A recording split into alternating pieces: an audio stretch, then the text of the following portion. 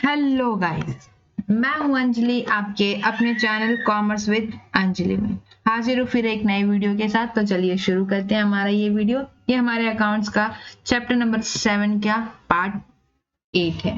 ठीक है, इसमें हम आज कंप्लीट करेंगे हमारा कि अगर बिल यानी बिल ऑफ एक्सचेंज सेंड किया बैंक के पास, डिस्काउंट नहीं किया, सेंड किया बैंक के पास फॉर कलेक्शन, मतलब पैसे लेने के लिए, तो क्या हमारी जर्नल एंट्री होगी। ठीक है, हमने ऑलरेडी अगर ड्रॉवर रिटर्न करता है अपने पास bill at the due date till the due date, तो जर्नल एंट्री क्या होगी। डिस्काउंटिंग करता है विद बैंक, तो जर्नल एंट्री क्या होगी। और अगर इंडोर्स करता है किसी थर्ड पार्टी को अपना क्रेडिटर जो है सेटल करने के लिए, तो उसकी जनरल क्या एंट्री होगी। और लास्ट हमारा है sending the bill to bank for collection. समझ में आ रहा है, अगर वो बिल को क्या कर रहा है, सेंड कर रहा है किसके पास, बैंक के पास, सिर्फ कलेक्शन पर्पस के लिए, बाकी और कुछ के लिए नहीं। ठीक है, तो एक्चुअली में ये होता क्या है, एक्चुअली इसमें क्या होता है स्टोरी में, देखो क्या होता है। जो बिल ऑफ एक्सचेंज ड्रॉवर बनाता है, ठीक है, देता है ड्रॉय को, करेक्ट, फिर क्या करता है, एक्सेप्ट करता है, और एक्सेप्ट करने के बाद जो बैंक है, मतलब ड्रॉवर है, वो क्या करता है, बैंक को दे देता है भाई कि एक काम करो, एट द ड्यू डेट तुम क्या करना, जाके ड्रॉई से पैसा ले लेना। ठीक है, तो ये हमारा सिंपल सा बैंक फॉर कलेक्शन के लिए है। और इसकी जनरल एंट्री हम देखेंगे। जो बैंक है वो किसके बिहाफ पे काम करती है, हमारे ड्रॉवर के बिहाफ पे काम करती है। अभी भाई कोई कुछ काम करेगा तो क्या, कुछ तो चार्जेस लेगा, तो बैंक क्या करती है, अपना बैंक चार्जेस लेती है, जिसको हम लोग बैंक चार्जेस बोलते हैं। कोई भी सर्विस कोई भी देगा तो क्या लेगा, एक कोई भी चार्ज लेगा ही लेगा, तो उस चार्ज को क्या बोलते हैं, बैंक चार्जेस बोलते हैं। ठीक है, एक्चुअली में ये बिल सेंड करने का रीजन क्या है, कैसा होता है, लार्ज नंबर, जो बड़े बड़े एंटरप्राइज रहेंगे ना, बिजनेस रहते हैं जो बड़े बड़े रहते हैं, उन लोग के पास ऐसे बहुत सारे बिल ऑफ एक्सचेंज रहते हैं। ठीक है, क्योंकि वो बड़े बहुत सारे ट्रांजेक्शन कर रहे होते हैं, एक दो ट्रांजेक्शन थोड़ी ना करेंगे, बहुत सारे करेंगे। ठीक है, तो अब हर डेट को याद रखना तो मुश्किल होता है कि भाई पर्टिकुलर इस डेट पे मेरा पेमेंट आने वाला है, इस डेट पे पेमेंट आने वाला है, तो भाई बैंक को बराबर याद रहेगा, बैंक क्या अपना डेटा बना के रखती है। ठीक है, तो क्या करेगा, जो भी ओनर रहेगा यानी ड्रॉवर हमारा, वो क्या करता है, अपने बिल को सेंड कर देता है बैंक के पास, और बोलता है जो जो बिल है उसके डेट पे जाके उसकी ड्रॉई से पैसा ले लेना। समझ में आ रहा है, ये सिंपल हमारी स्टोरी। देखते हैं इसको, स्टोरी में जान लेते हैं एक बार। क्या होता है, सेलर क्या करता है, सेल करता है गुड्स ऑन क्रेडिट। समझ में आ रहा है, गुड्स ऑन क्रेडिट मतलब पर्टिकुलर ऐसा जरूरी नहीं है, किसी से उधार भी पैसा ले सकते हैं। ठीक है, किससे सेल करता है, किसको करता है, हमारे बायर को, करेक्ट। फिर उसके बाद हमारा इसको क्या कहते हैं, क्रेडिटर हो जाता है और ड्रॉवर हो जाता है। क्यों ड्रॉवर हो जाता है, क्योंकि वो क्या करता है, बिल ड्रॉ करता है। समझ में आ रहा है, ड्रॉज द बिल। और फिर जिसके नाम पे बिल ड्रॉ होता है वो हमारा क्या हो जाता है, डेटर, यानी कि जिसको पैसा देना है, और हमारा ड्रॉई, correct.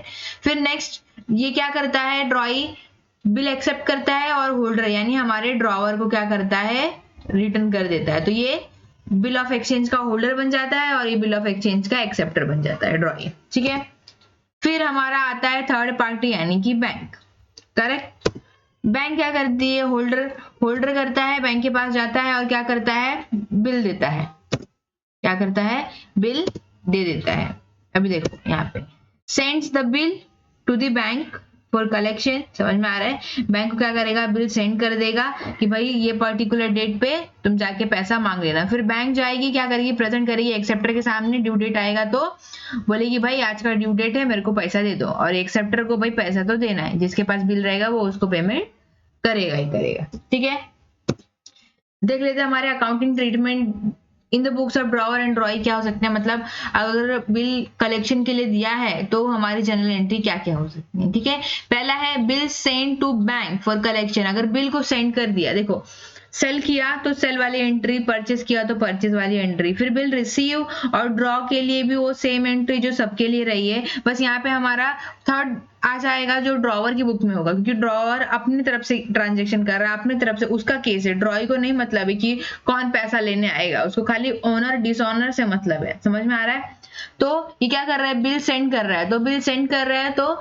Bill send for collection account debit to bill receivable. Bill receivable हमारा बैंक के पास जा रहा है। समझ में आ रहा है, bill send to bank for collection, simple narration भी ठीक है। बुक्स ऑफ ड्रॉइंग में कुछ भी नहीं आएगा। क्यों नहीं आएगा भाई? क्योंकि इसको तो पता ही नहीं है कि भाई जो हमारा ड्रॉवर है वो किसको ले रहा दे रहा है, इसका वो लुकआउट ही नहीं है, ठीक है। फिर नेक्स्ट हमारा ट्रांजेक्शन है, सॉरी केस है, bill send to bank for collection honoured on the due date and bank charges debited by bank. मैंने बताया बैंक चार्ज करेगी, अपना कुछ ना कुछ सर्विस रेंडर कर रही है, तो जब बिल सेंड होगा टू बैंक फॉर कलेक्शन, वो ऑनर्ड हो गया तो बैंक में पैसा आएगा, करेक्ट, बैंक अकाउंट डेबिट हो जाएगा हमारा। Bank charges debit all expenses and losses के हिसाब से बैंक चार्जेस एक्सपेंस है ड्रॉवर का, इसलिए वो डेबिट हो जाएगा और bill send for collection account हमारा क्रेडिट हो जाएगा, ठीक है। बिग बिल ऑनर्ड, सिंपल, ठीक है। अब ये तो ड्रॉइंग तो अपनी सिंपल जर्नल एंट्री करेगा, bills payable to cash bank account, समझ में आ रहा है। Bills payable account debit liability है और टू कैश बैंक अकाउंट पैसा उसके यहाँ से जा रहा है, समझ में आ रहा है। Bill send to bank for collection dishonoured on the due date, अगर बिल सेंड हुआ और वो क्या हो गया, डिसऑनर हो गया, समझ में आ रहा है। देखो मैंने बताया यहाँ पे ड्रॉइंग अकाउंट हमेशा डेबिट होता है। ड्रॉइज डिसऑनर का केस हुआ तो ड्रॉइज अकाउंट डिसऑनर के किसी भी केस में, मतलब या तो वो रिटेन कर रहा है, या तो बिल सेंड कर रहा है डिस्काउंटिंग के लिए, या तो इंडोर्स को ट्रांसफर कर रहा है, या तो सेंड फॉर कलेक्शन के लिए कर रहा है, ड्रॉई अकाउंट हमेशा डेबिट रहेगा। तो ये याद रखना डिसऑनर वाले केस में, ठीक है।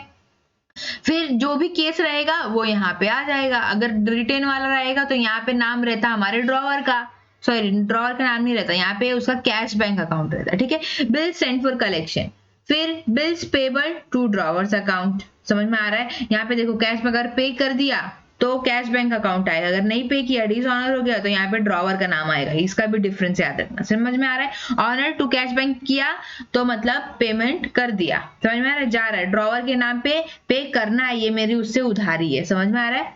Bills payable account, sorry case देख लेते हैं, bill send to bank for collection dishonoured on due date and noting charges paid. अब नोटिंग चार्जेस भी पे किया तो ड्रॉइज अकाउंट हमेशा डेबिट होगा, बिल सेंड फॉर कलेक्शन बस इसमें एडिशन हो जाएगा टू बैंक अकाउंट, जो भी नोटिंग चार्जेस का अमाउंट रहेगा, ठीक है।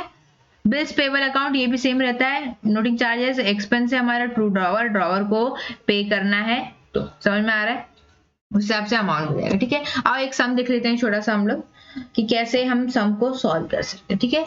Illustrations on bill send to the bank for collection, ये हमारे टेक्स्ट बुक के पेज नंबर 275 का है, और पेज नंबर 275 पे आपको यहाँ पे मई डेट दिखेगा, जिसको आप करेक्ट कर सकते हो मार्च में, ठीक है।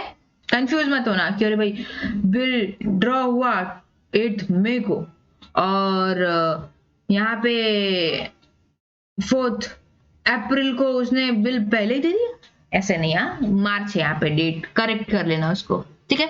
4 April 2019 Anita send the bill to the bank for collection, ठीक है। अब देख लेते केस, अनिता और नीता दो लोग मिल गए, सोल्ड गुड्स टू नीता, यानी कि ये हमारा ड्रॉवर हो जाएगी और ये हमारी ड्रॉई हो जाएगी, ठीक है। यहाँ पे लड़कियों का ज्यादा नाम नहीं आ रहा है, पिछले वाले सम में भी लड़की थी, चलो ठीक है। Anita sold goods to Nita ₹33,500, 8 March 2019 को क्या हुआ, गुड्स सोल्ड हुआ, तो हमारी जनरल एंट्री 2019 मार्च 8 को सोल्ड की एंट्री आएगी, और ऑन द सेम डेट यानी सेम डेट पे 8 मार्च 2019 को क्या हो गया, अनिता ने ड्रॉ किया बिल कितने का, 22,500 का, और हमारा सेल कितना का हुआ था, 33,500 का, यानी कि जो 10,000 है उसने पे कर दिया रहेगा, उसके बारे में हम लोग को कुछ नहीं बोला, तो हम लोग जनरल एंट्री नहीं करेंगे, समझ में आ रहा है। हम लोग यहाँ पे पूरे अमाउंट क्या करना है, सेल और परचेस की एंट्री करेंगे, समझ में आ रहा है। अनिता की बुक में सेल की और नीता की बुक में परचेस की, और हम लोग को बिल सिर्फ ड्रॉ हुआ 22,500 का, वो 10,000 का क्या हुआ वो हम लोग को नहीं मतलब है, ठीक है। ऑन नीता फॉर 4 मंथ, समझ में आ रहा है, 4 मंथ के लिए ड्यू डेट हमारा 4 मंथ है, यानी हमारा ड्यू डेट कितना हो जाएगा, मार्च से 4 मंथ, यानी कि हमारा जुलाई हो जाएगा, जुलाई 8 हो जाएगा, और प्लस 3 डेज ग्रेस करेंगे तो 11th जुलाई हो जाएगा, correct. was accepted by Nita, समझ में आ रहा है। On 4th April 2019 Anita send the bill to bank for collection, और 4th अप्रैल को क्या कर रही है, अनिता सेंड कर रही है बिल कलेक्शन के लिए, तो समझ में आ रहा है, पहला सेल की एंट्री आएगी, फिर बिल एक्सेप्ट और ड्रॉ करने की एंट्री आएगी, समझ में आ रहा है, बुक्स ऑफ ड्रॉवर और ड्रॉई। फिर उसके बाद में हम ड्यू डेट निकालेंगे, ड्यू डेट निकालने के बाद हमारा 4 अप्रैल को, उससे पहले ड्यू डेट से पहले हमारा 4 अप्रैल को क्या हुआ है, अनीता ने सेंड किया है बैंक के लिए कनेक्शन के लिए, पहला केस ऑनर्ड, दूसरा डिसऑनर और डिसऑनर विथ नोटिंग चार्जेस और ऑनर्ड विथ बैंक चार्जेस। समझ में आ रहा है? ठीक है, जनरल एंट्री देख लेते हैं। ये हमारा होता है date, particular, ledger folio, debit amount rupees, credit amount rupees, correct. ठीक है, अब in the books of Anita journal entries भी लिख सकते हो आप लोग। ठीक है, सबसे पहला 2019 मार्च 8 को हमारा क्या हुआ, सेल हुआ है। समझ में आ रहा है? ये बुक्स ऑफ अनीता कौन है, हमारी ड्रॉवर है, लिख लेते हैं। अच्छा, ऐसे आप इजीली, आपको इजी समझने के लिए आप ऐसे ड्रॉवर ब्रैकेट में लिख सकते हो। ठीक है, नीताज अकाउंट डेबिट, यानी हमारी ड्रॉई जो है, Neeta's account debit to sales account 33,500, 33,500। ये क्रेडिट पे इसलिए नाम आया, अगर कैश पे रहता तो यहाँ पे कैश लिखा होता, ये याद रखना। ठीक है, मार्च 8 को सेम डेट पे बिल रिसीव हुआ है। समझ में आ रहा है? Nita account debit 22,500, 22,500। ठीक है, नेक्स्ट हमारा बिल को सेंड किया, ड्रॉवर है ना, ड्रॉवर की बुक में तो आएगा ही कलेक्शन के लिए, तो bill send to bank for collection account debit, हमारा डेबिट हो जाएगा और बिल रिसीवेबल जा रहा है इसलिए ये क्रेडिट हो जाएगा 22,500, 22,500। ठीक है, 10,000 का गैपिंग इसलिए क्योंकि हम लोग को 10,000 के बारे में कुछ नहीं बोला है, अगर 10,000 के बारे में बोला होता तो हम लोग जर्नल एंट्री करते।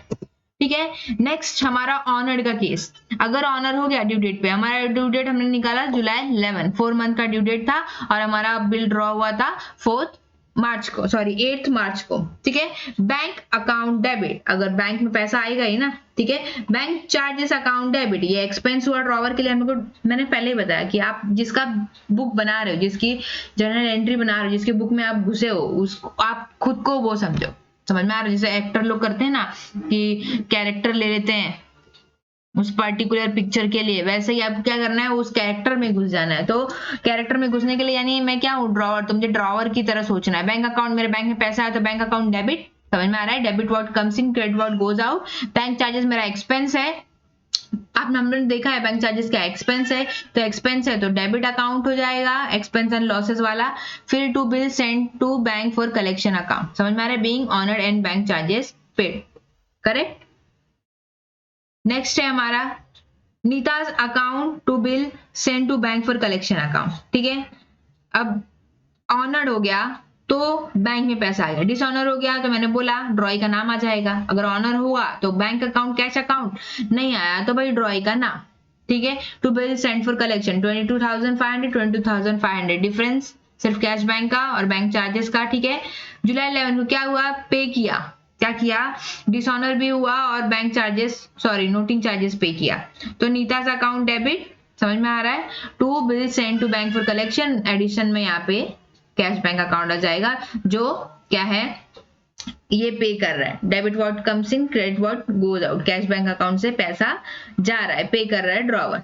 ठीक है, 22,650 इसलिए क्योंकि 22,500 हमारा बिल का अमाउंट है और 150 हमारा नोटिंग चार्जेस है, तो डेबिट में टोटल आ जाएगा। ठीक है, चलो in the books of Nita, यानी कि हमारी ड्रॉई की बुक में। ठीक है, date, particulars, ledger folio, debit amount rupees, credit amount से फॉर्मेट सेम। समझ में आ रहा है? 2019 मार्च 8 परचेज हुआ। ठीक है, purchase account debit to Anita's account 33,500, 33,500। फिर क्या हुआ, यहाँ पे अप्रैल 4 को, अच्छा यहाँ पे अप्रैल 4 की एंट्री नहीं आएगी, यहाँ पे मार्च 8 ही आएगा। ठीक है, यहाँ पे मार्च 8 आएगा। यहाँ पे यहाँ परचेज की जगह यहाँ पे क्या होगा, बिल्स पेबल होगा। ठीक है, 22,500, 22,500। ठीक है, बुक में भी है तो आप करेक्शन कर लेना, ये हमारी जनरल एंट्री है। ठीक है, मार्च 8 को ही हमारी जनरल एंट्री यहाँ पे, मार्च 8 को ही हमारी जनरल एंट्री, अच्छा ये रॉन्ग है तो हमारी जनरल एंट्री यहाँ पे होगी Anita's account debit to bills payable account, ठीक है। और बीइंग गुड्स परचेज नहीं आएगा यहाँ पे, बीइंग बिल रिसीव्ड और एक्सेप्टेड, ठीक है। ऐसा आप जनरल एंट्री लिख सकते हो। 22,500 22,000, भाई जिसने पीपीटी बनाई है उसकी मिस्टेक है। चलो आगे बढ़ते हैं। अगर ऑनर हो गया तो bills payable account to cash account, ठीक है, मैंने ये करेक्ट कर दिया, आप लोग ध्यान रखना। अनिताज अकाउंट डेबिट, जो भी हमारी ड्रॉइंग की बुक में एंट्री आती है, Anita's account debit to bills payable account, ठीक है। Bills payable account to cash account, अगर मेरा ऑनर हो गया तो, डिसऑनर हो गया तो ठीक उल्टा, bills payable to Anita's account, cash की जगह अनिता का नाम आ जाएगा।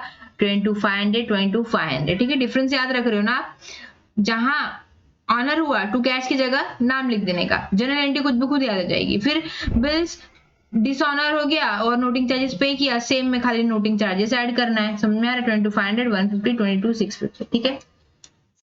तो ये हमारा जर्नल एंट्री, ठीक है, इन द बुक्स ऑफ ड्रॉइंग। तो आज के लिए बस इतना ही, तब तक के लिए do like share and comment. If you enjoy the content of this video click the subscribe button so you can receive more content like this. Bye. और हम आप आगे जुड़े रहिए, हम रिन्यूअल ऑफ बिल करने वाले हैं, कैंसिलेशन ऑफ बिल करने वाले हैं, तो आगे आगे हम चैप्टर